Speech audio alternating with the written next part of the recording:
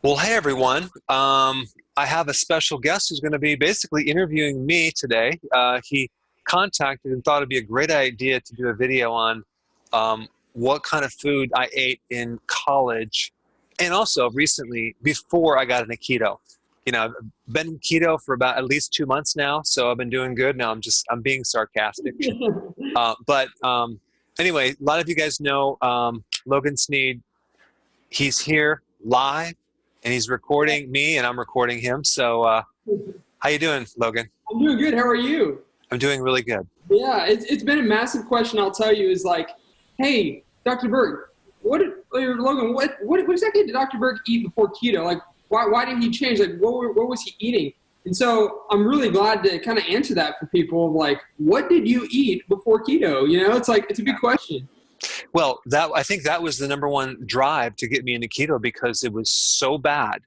I mean, I'm talking not like slightly bad. It was extremely bad. I was like the epitome of junk food junkie on steroids. So, do you want me just to kind of go through a few things to show you? Okay. All right. So I just have to find my screen. Can you see my screen? Yep, right there. Okay. So, I consumed, now this is like in college. Like, I mean, I ate poorly my entire life, but I really did bad in college. So my main food was Prego and pasta. So Wow. let's see if I can switch this. Pasta. You've seen that before, right? Oh yeah. Pasta. And so I would do the spaghetti thing. It was cheap. I mean, what was interesting is like there's a half a cup of Prego is 10 grams of sugar. So it's just a lot of sugar on pasta, a lot of carbs. So I was just carbing out. I was doing a cheat meal on a daily basis. It was I guess a high carb diet. Yeah. And of course we had deep fry night each week at our house. And we had a house of college students. It was terrible. We used Crisco. Now Crisco is trans fats. Yeah, well, now it says no trans fats, but it was back then, it was trans fats. It was like hydrogenated oil, and then we would deep fry things. But what I didn't know at the time is that you had to when you deep fry, you have to set the temperature at a very hot temperature. I didn't know that. No one told me that. So we end up cooking deep fried foods in a broiler that wasn't very hot. So if you actually try it, you won't. It just makes it really soggy. Yeah. Wow. We deep fried everything, okay, and then we would eat this crap. And I was wondering why I broke out with such bad acne. It was just terrible. Yeah. Like I started getting terrible acne. So we had the deep fried night, and then what else did we do? Hormel chili was really cheap. So there was a store, that discounted store, that you sold all this canned meats. And I did a lot of Hormel chili, and of course I poured it on chips, right? Dude, I actually did exactly that also. I put it with some tacos, and I would make it after some basketball practice of tacos with beans and all that sort of stuff, beans and beef. Oh man, yeah, I know exactly what you're talking about. I mean, it's like, just curious, like, I mean, there's no shelf life with this. I mean, it'll last 20 years. I'm just wondering what it does to you long term. I used to crave salty things, so Doritos was my go-to thing. So I would buy the mega packs. I'm talking like huge bags, and Wow. I would down the entire bag in one sitting. No lie, Jeez. that's a lot of sodium, and it's Yeah. a lot of MSG. Oh yeah, that's a lot of that. My fingers would just swell up. I was clueless with nutrition. I was completely and utterly clueless. I think because I didn't have any physical problems. Oh I yeah. was I was thin. I was like, wow, I'm skinny. I'm healthy. I can eat what I want. That Man, was my mentality. it's crazy. Yeah. And of course, don't forget the massive amount of Cuban coffee. Oh, Not some diluted stuff. Like Cuban coffee is very, very thick. I would drink Cuban coffee, not by the shots. I would drink like large glasses of Cuban coffee. I'm wow. talking like all day long until like late at night. Like I would study until 12. It was weird because when you went to chiropractic college, you have like you actually have bells like every hour, and you take, I think it was like 5 or 6 classes, and you're going, and then every class you have to study for at least an hour. So I get home 5:30, and then study until midnight. And I had to stay awake, so I started drinking massive amounts of coffee. And at first, it was like great, you know, for a couple weeks, and then I started actually getting dizzy and adrenal stress, and of course, yeah, two Whoppers. At that time, it was like, I think it was like $2 for 2 Whoppers. It was $1 a piece. Wow. Now it's $6. That's expensive. Jeez. Back then, it was like $1 for a Whopper, and I would do this like on a regular basis. It was cheap, right? But of course, I got my vegetables, right? Man, you know, I've had people say, Logan, man, you must spend a ton of money on all your groceries. And I'm like, yeah, you're exactly right, but I'd rather spend the money on the groceries than the medical bill, you know? But that's what we have insurance for. That's why we pay $3,000 a month on health insurance to pay for our medical bills. I remember just downing like a whole huge French bread loaf of bread. I remember taking a cab somewhere and just eating the entire loaf of bread without even like thinking twice. So that just went on and on until I started consuming these right here, because I started getting heartburn. I remember my muscles really in spasm all the time. I went home one time, and I just shut the door behind me. My entire back froze up in a spasm, and it was in the wintertime. And so I literally went outside and I laid in the snow. I didn't know what was wrong. Well, it wasn't my back. It was actually the gallbladder. Well, it was so in spasm that it created pain into my back. And that went on for like 12 years. So I did not have a clue. Now you can imagine, this is why I am so driven to study health, because I was so sick. Yeah. So then I wanted to get healthy. So of course the next best thing is to become a vegetarian.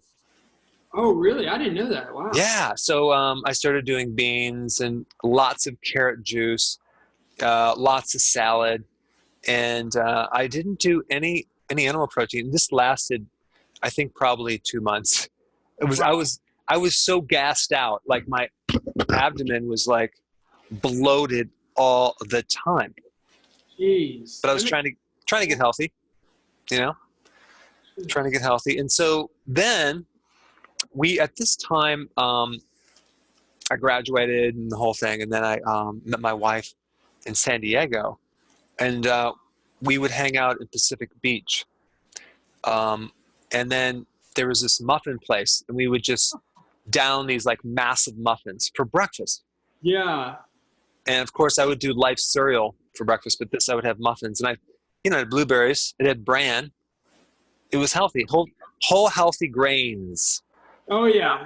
Yeah. And then people was like, oh, these are healthy too, because these have protein in them. These are the protein muffins. Oh yeah, totally. Flax seeds. And then we went to a lot of pizza, just a ton of like dough, and it just sat in my gut. And so I started getting really, really sick, right? And then let me see how I go back to, okay, right here. So then I go back to trying to get help, because I started getting tired. I started getting weak. I actually turned like slightly green. I was just like really sick. I had arthritis and stuff.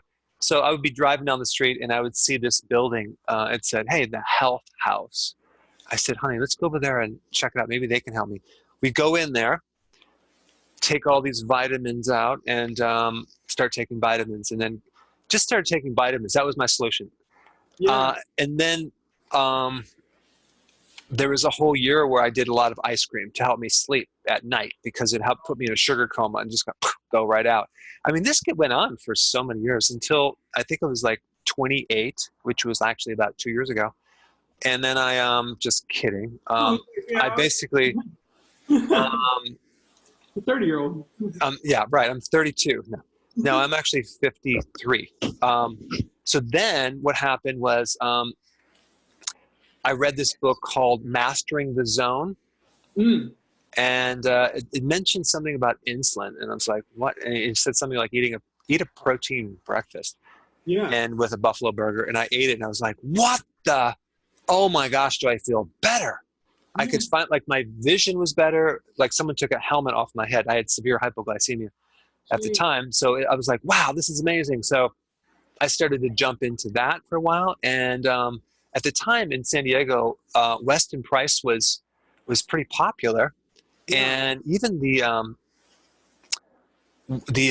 I went to the organization where they had it right in San Diego, and I hooked up with them and Bernard Jensen. I got into colon cleansing and the whole thing, and started doing all sorts of experiments and things like that with my diet, and that just went on and on and on and on.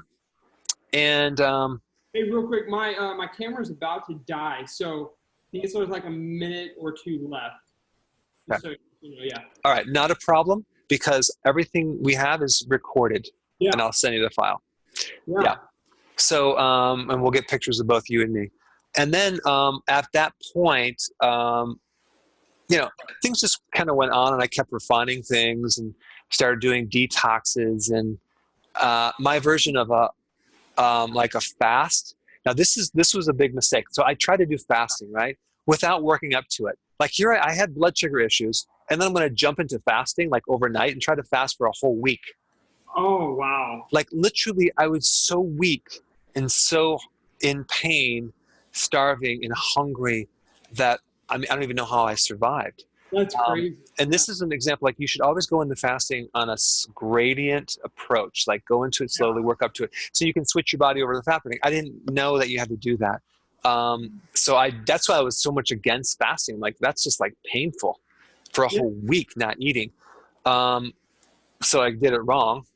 And then, so at that time, we kept trying this and trying that. And eventually, to make a long story short, I started to kind of do keto without really knowing it was keto, but it really wasn't keto, because I was doing snacks in between, and I was doing apples. Okay. Oh, okay. Apples. Like I had a lot of apples in between the meals. So it's kind of like keto with apples, right? It was see, you can't do keto like halfway like that, because you'll never get into the fat burning. So I didn't know that. And so I'm going to show you something, okay? Just stay right here. Let's see if I can show you this right here. Let's see here. Oh, yeah. Right there. Now look at how round my head is. Yeah. Oh, man. I can see. Yeah, I mean, what was your weight at that time? 211. 211. Wow. Of solid muscle. No, just kidding. I just had a like my face was literally getting round. I'm like, what the heck is going on? I'm eating healthy. That was when my son got married. And so I was like, I had and I just had this little kind of pizza crust going on, and I'm like, what's going on? I'm eating healthy. I didn't know. So now that you're more lean and like you've seen those physical results, I'm sure you obviously probably have better energy, but do you just do you feel the inflammation is like just gone, or like lower? Yeah, I had bad arthritis, and so all that inflammation that I had is like completely cleared up, and it just blows my mind, because I thought that it was more permanent. I didn't know it was related to insulin at the time.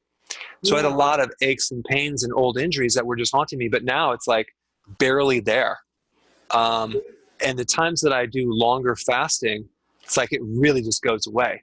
So, it's I weigh 180 now, and I don't want to lose any more weight. So I have a personal trainer, and I'm just hitting it hard every other day. But because of my old injuries, especially to the shoulder, it's taking a long time to recover, because I broke this elbow and this shoulder, 2 separate incidents, like 30 screws in the elbow, screws into the shoulder. So the dynamics of the flexion extension on that side is kind of messed up. So it's So that's what happened to me. But so what happened is I cut out the apples and I cut out the snacking, like bam, just dropped right down to I'm like sure. very, very fast. And I was like, you mean to tell me a simple fruit was throwing me off? And so when some people say, oh yeah, I can't believe you're against fruit, it's fruit's fine. It's fructose is handled differently in the body. And so that fruit is like, that could be enough to bump you out of fat burning for a long time. I personally, with patients, work with them, and I started cutting everyone, just getting rid of the fruit. I mean, here I was, my original book recommended apples and fruit, unlimited apples. It was so bad. And so I basically had to clean all that up. I had to tell people, you know what, that was a mistake. I'm sorry about that. Cut out the apples, and then people started losing weight like crazy. I'm like, okay. So I'm very open to, if something works, I'm just gonna, and I'm gonna change. I don't have this mission to be right about anything. I just want to be successful. So I'm very flexible at trying different things, and something works. Wow, man, that is killer. So guys, with that being said, that was Dr. Berg's diet before keto, what he was doing. And a lot of people might be doing what he's doing right now. And if you are, I hope you're understanding what transitioning to keto and an overall healthy lifestyle can do for you if you make that change. So, wow, Dr. Berg, thank you so much. Yeah, and I'm glad that you also like the lighting in this room. It's like the worst lighting on the planet. So I hope you can see something. But we just wanted to do this quick video. Guys, thanks for watching. And thanks, and we'll touch base real soon. Yeah, awesome. Cool. Thank you. You're welcome. See ya.